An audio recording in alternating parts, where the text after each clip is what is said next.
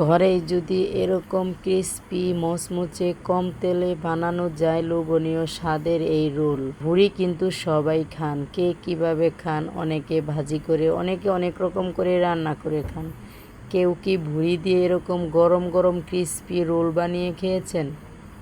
তাহলে আজকে ভুড়ি প্রেমী মানুষদের জন্য আজকের রেসিপি আপনাদের জন্য। প্লিজ পুরো ভিডিও শুরু থেকে শেষ পর্যন্ত দেখবেন, কেউ কিন্তু মিস করবেন না। মিস করলে পুরাই মিস, একদম অনেক কিছু মিস হয়ে যাবে। ভুড়ি দেয়া রোল বানিয়েছি ফ্রোজেন রুটি দিয়ে। আসসালামু আলাইকুম, কোহিনুর মিনি কিচেন অ্যান্ড ব্লগের সবাইকে স্বাগতম। সবাই কেমন আছেন? অবশ্যই আল্লাহর রহমতে ভালো আছেন। আমিও আলহামদুলিল্লাহ মাশাআল্লাহ বেশ ভালো। আমি এইখানে তেল দিয়েছি পরিমাণে অনেকগুলা, তেলের মধ্যে দিয়ে দিছি কিউব করে কাটা রসুন, পেঁয়াজ আর আলু। তারপরে দিয়ে দিলাম হালকা হলুদের গুঁড়া আর একটু লবণ দিয়ে এখন এইগুলো তেলের মধ্যে আমি ভেজে নেব। ভুড়িটা আমি অফ ক্যামেরায় সিদ্ধ করে নিয়েছি। হলুদ, মরিচ, ধনিয়া, জিরা, আদা বাটা, রসুন বাটা সব কিছু দিয়ে, মরিচের গুঁড়া দিয়ে সিদ্ধ করে নিয়েছি। সব মশলা দিয়ে একদম শুকনা শুকনা করে সেই সিদ্ধ করা ভুড়িটা আমি সেই আলু, রসুন, পেঁয়াজ কিউব করে ভেজে নিচ্ছি। সেইখানে দিয়ে দিলাম। হালকা ভাজা হওয়ার পর ভুড়ির সিদ্ধটা দিয়ে দিলাম। ভুড়িটা কিন্তু সব কিছু দেওয়া রান্না করা, এটা কিন্তু খাওয়া যোগ্য। তারপরে একটু ভাজা ভাজা রোল বানাবো, সেই জন্য আলুর সাথে দিলে খেতে মজা লাগবে, আলুর সাথে পেঁয়াজের সাথে অ্যাড করে দিলাম। সবাই তো অনেক রকমভাবে রোল বানিয়ে খেয়ে দেখেন, আবার অনেকে ভুড়ি কিন্তু অনেক রকমের রেসিপি করে রুটির সাথে, চিতই পিঠার সাথে, ভাতের সাথে, খিচুড়ি পোলাওর সাথে খেয়ে দেখছেন। কিন্তু এইভাবে একবার হলেও রোল বানিয়ে ঘরে খেয়ে দেখবেন, অসম্ভব মজার হয়। আমার মনে হয় এই রোলটা খুব কমই পাওয়া যায়।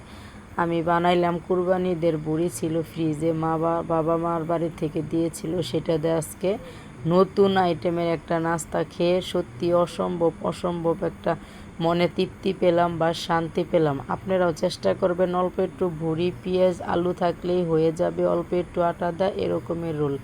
আর রুটি কিন্তু ফ্রোজেন রুটি হইলেই হবে। এই রুটিগুলো আমি ফ্রোজেন করে রাখি হালকা ভেজে বানানোর পর। আর সেই রুটিগুলা দিয়েই কিন্তু তিন সাইড কাইটা কিছু আটা লবণ দিয়া পানি দিয়ে গোলাইয়া বড়ি রান্না করে তারপরে আমি রোল বানাইতেছি। আগের দিন যদি রুটি বানানো থাকে তাহলে কিন্তু এই রেসিপিটা আপনারা করতেই পারেন, একদম সহজ, ঝামেলা মুক্ত।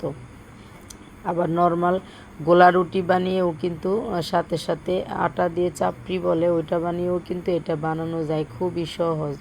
তারপরে সেই রুটিটা আমি তিন সাইড করে কেটে নিলাম। কেটে নেওয়ার পরে একটু আটা দিয়ে মাঝখানে ভুড়ি আলুর পুর দিয়ে সুন্দর করে মুড়িয়ে সাইডটা একটু চাপ দিয়ে লাগিয়ে দিলাম যেন খুলে বের হয়ে না যায়।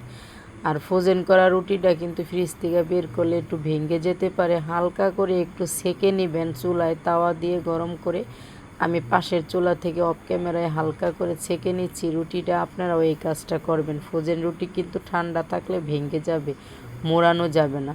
তারপরে তাওয়ার মধ্যে অল্প করে তেল দিয়ে দেখেন আমি সুন্দর করে এপিট ওপিট করে ভেজে নিচ্ছি, কারণ তেলের ঝামেলাও কিন্তু খুব কম এই নাস্তাটাতে। তাহলে সবাই ভিডিওটা, চ্যানেলটা সাবস্ক্রাইব করে অল নোটিফিকেশনে ক্লিক করে লাইক দিয়ে ভিডিওটা দেখবেন যারা নতুন আছেন। আর যারা পুরান আছেন প্লিজ ধৈর্য ধরে লাইক দিয়ে পুরো ভিডিওটা দেখবেন, সাথেই থাকবেন, পাশেই থাকবেন। আজকে এই পর্যন্ত, দেখা হবে পরের ভিডিওতে। এরকম মজার মজার খাবার যদি এই বৃষ্টির সন্ধ্যায় হয়, অসম্ভব স্বাদের লাগে। কিন্তু আমি লার্কি চুলায় বাহিরেই বানাইছি, আপনারা কিন্তু ঘরে বসে বসে গরম গরম খাওয়ার জন্য গ্যাসেই করতে পারেন।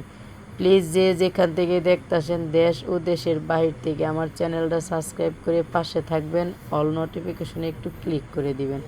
আত্মীয় স্বজন বন্ধু বান্ধবের কাছে শেয়ার করে দেবেন। দেখেন রোলটা যেমন উপরে ক্রিস্পি, ভিতরে কিন্তু একদম মজাদার আলু এবং পেঁয়াজ রসুন ভুড়ির পুর, খেতে অসম্ভব মজা ছিল।